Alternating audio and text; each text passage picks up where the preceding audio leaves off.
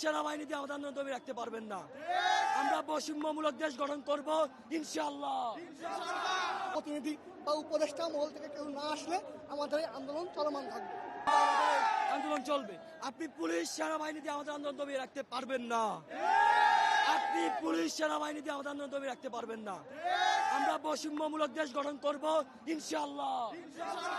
আমরা হচ্ছে কিন্তু আপনার দক্ষিণ সিটিতে কয়টা পাবলিক ভার্সিটি আছে এবং আমাদের উত্তর ঢাকা উত্তরে কয়টা পাবলিক ভার্সিটি আছে, সেই দিক থেকে বিবেচনা করলে অবশ্যই তিতুমির ভার্সিটি হওয়ার একটা বলতে পারি যে একটা দাবিদার, যোগ্য দাবিদার।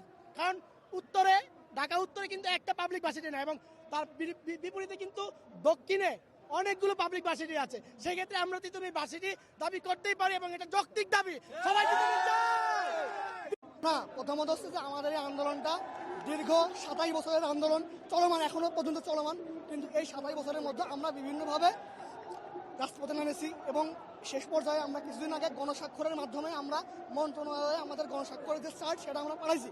কিন্তু মন্ত্রণালয়ে পাঠানোর পরে সেখান থেকে আমাদের জন্য কোনো পজিটিভ হোক বা নেগেটিভ হোক কোনো নিউজ তারা দেয় নাই, তারা আমাদের সাথে কোনো কথাবার্তা কিছুই বলে নাই। সেজন্য আমরা বাধ্য হয়ে আজকে এই আন্দোলন ডাক দিয়েছি এবং আমরা আশাবাদী যত সময় পর্যন্ত না তাদের প্রতিনিধি বা উপদেষ্টা মহল থেকে কেউ না আসলে আমাদের এই আন্দোলন চলমান থাকবে।